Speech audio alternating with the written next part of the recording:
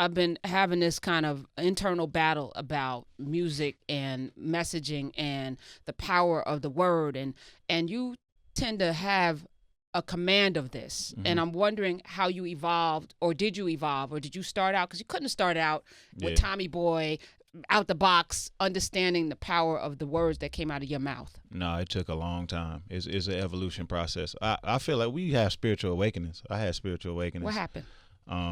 Well, the first one is when I stopped drinking. That was almost 8 years ago. It was like I just woke up one day and I had like an overwhelming feeling. It's time to stop. So take me back the day before. Okay. All right. What were your days like when you were drinking? Yeah, nobody ever asked me that question. That's an interesting question. I don't remember exactly what I was doing exactly at that time. I know I woke up in a hotel room. I remember being in a hotel room. I remember being in New York. I was in New York. Yep, I was in New York. Not saying New York has anything to do with anything, but they got some lit bars. Were you drinking in bars, or was it like you had somebody go to the liquor store, and what was your drink of choice? Oh yeah, in every situation I ended up drinking. But I was drinking tequila, Patron every single day. I think I had to do 106 in Park that day. Okay, I had to do 106 that was a while ago. Yeah. Yeah, it was almost 8 years ago. So I had to do 106 in Park. I woke up in the hotel room. And I remember my good friend Marshall Eminem. He told me Marshall Mathers. Yeah, that's my friend. That's my friend. So like 2 weeks ago, 2 weeks before that, I was in Detroit and I was in his office, and I remember him saying, "You know, if you ever feel like you got a problem, you can call me, right?" I was like, "Okay," and it kind of bothered me because that's all he said. It was like he planted a seed. You know what I'm saying?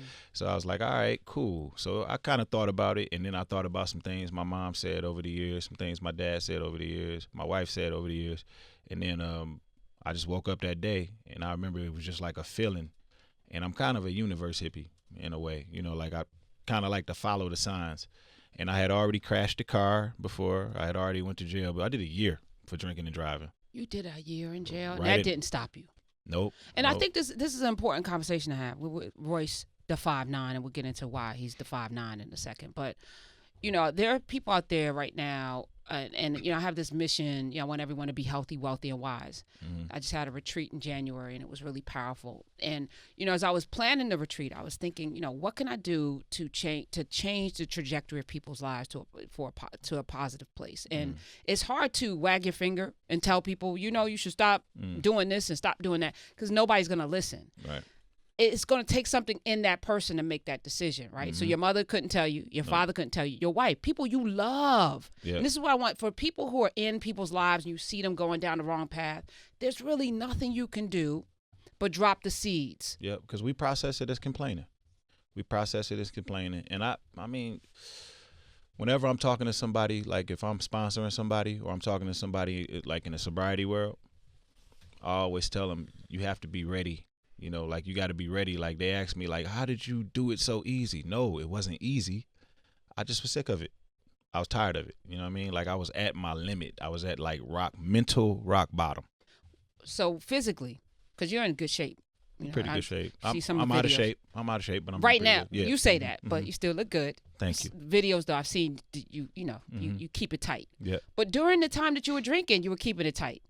So there had to be kind of a weird balance that were you working out and drinking, and like how did you balance that? You know what I would do, and this is another thing that prolonged the alcohol tenure for so long, because I was like, I would stop for like 6 months just to work out, just to get in shape, so I could turn it on and off. It's just that if I take one drink, I'm going. Done. I'm going. Done. I'm going. Yeah, I'm going. I don't just drink a couple drinks responsibly. Right. I have no concept of that at all. So I actually look, when people can do that, I'm actually like, wow, that's so you could just do one drink. Pretty cool. You can do that. Right. You know what I mean? So it's like, so yeah, that was my problem. So like the fact that I could turn it on and off, and then when I went to jail, I got out on work release for like the last 3 months of the year. I was on work release and I was going to the studio every day. No problem. I was writing raps, recording raps, didn't think about drinking. And after I got out, I didn't start back drinking until maybe 2 months after that.